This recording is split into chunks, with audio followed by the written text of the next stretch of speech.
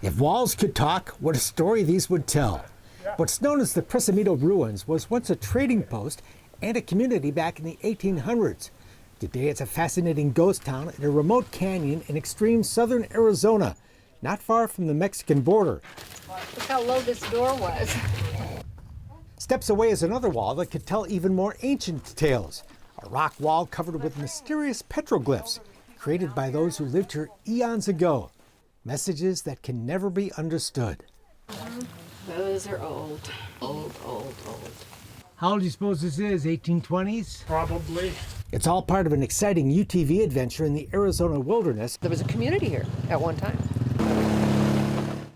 During a stay at the Rancho De La Osa guest ranch, one of the most historic properties in the American West.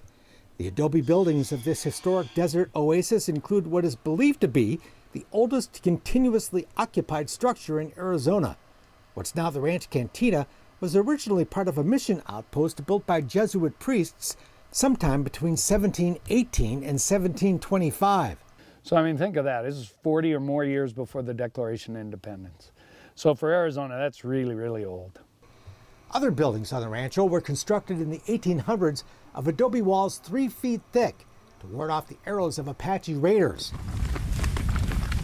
During that century, Osa became the headquarters of a vast cattle ranch.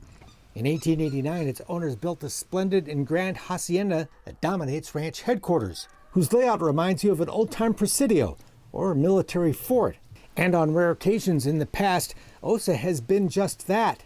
Residents of nearby Sassabee fled to the ranch when Pancho Villa's men attacked the tiny border town in 1916 during the Mexican Revolution. Pancho Villa raided the ranch and came across the border, attacked, and 2 cannonballs have been pried out of the adobe walls left after that attack. Hard to imagine that kind of chaos today at a place so inviting and peaceful, you'll want to stop and listen to the quiet. The buildings that form a square around the central courtyard come alive with color in the warm glow of the early morning sun. It's a moment you'll want to absorb and savor before heading out for a morning horseback ride in the desert. Rancho De La Osa became a dude ranch in the 1920s and a favorite escape of some very famous people, including actors John Wayne and Tom Mix, writers Zane Grey and Margaret Mitchell, and political stars like First Lady Eleanor Roosevelt, future President Lyndon Johnson, and Vice President Hubert Humphrey. So you add the Hollywood, the Spanish, the Indian, the political history. I just don't know where you'd find a place that combined that. If these walls could talk. Unbelievable. Unbelievable. And you feel it. Rancho De La Osa is just a short trail ride from the tall fence that marks an isolated stretch of the Mexican border. While the ranch is only 90 minutes from Tucson, it feels much more remote. It's wonderful on a late afternoon to ride the quiet, picturesque trails of the beautiful Sonoran Desert. There is a rich sense of peace in this place that is free of the noise and stress of the modern world. I really searched my mind, why did all these people come here?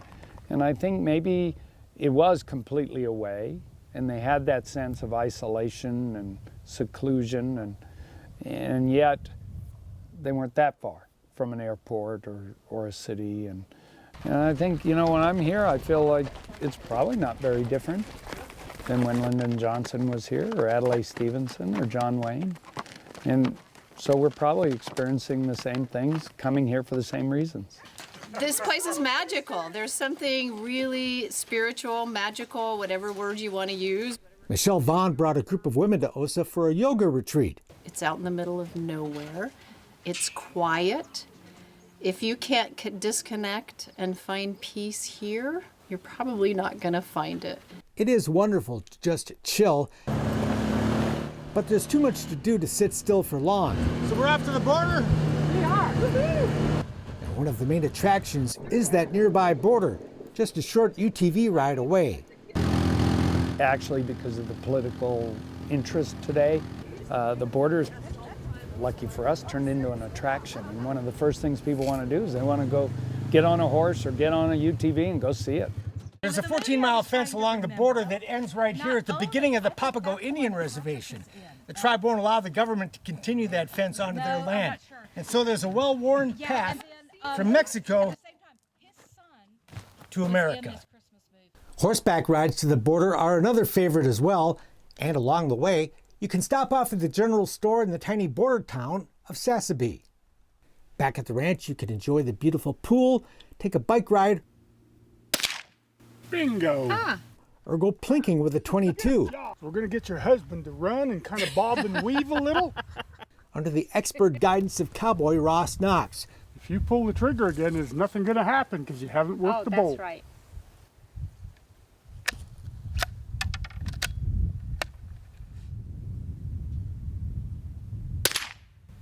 Hey! Yes, ma'am! Fun stuff. Ross Knox left home at 16 and has been a working cowboy ever since at ranches across the West. My whole deal, of course, is collection. He spent years leading mule trains up and down the Grand Canyon, and today helps his wife Linny run the ranch horse program. Well, she's the real deal, and you know, we have a very authentic ranch, and we want it to have authentic people. Ross has been up and down the Grand Canyon more miles than any human in history. And Lynn's been doing this her whole life, and they compete at world champion levels. Ross is a multi-world champion packer, and Lynn competes at very high levels in super horse and these other things, and Ross the same. So they just exude authenticity, and you just meet them, you know you're talking to the real deal. I would like to help the guests that come here become better horsemen. Ross is happy to share his own expert horsemanship.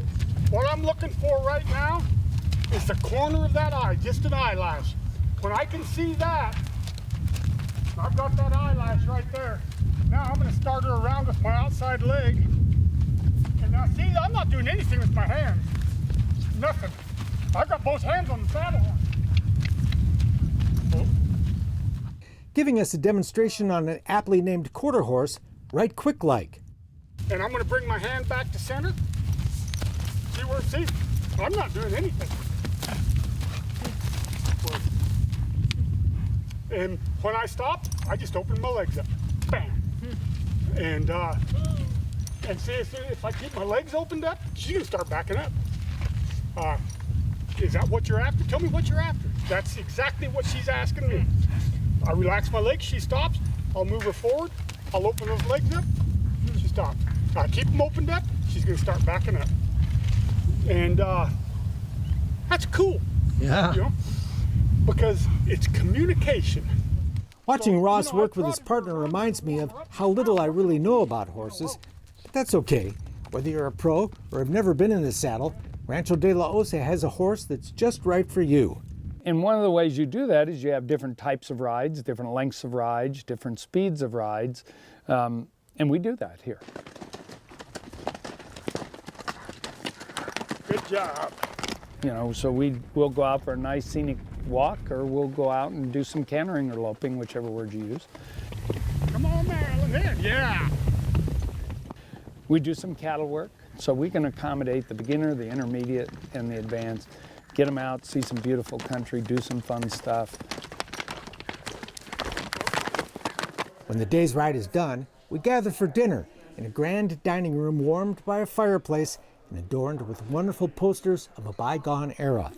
And topping off the end of a great day is retiring to your splendid room, rich in color and history, as is the rest of this property, with lots of places to kick back with a good book or a glass of wine, just like so many others have done before.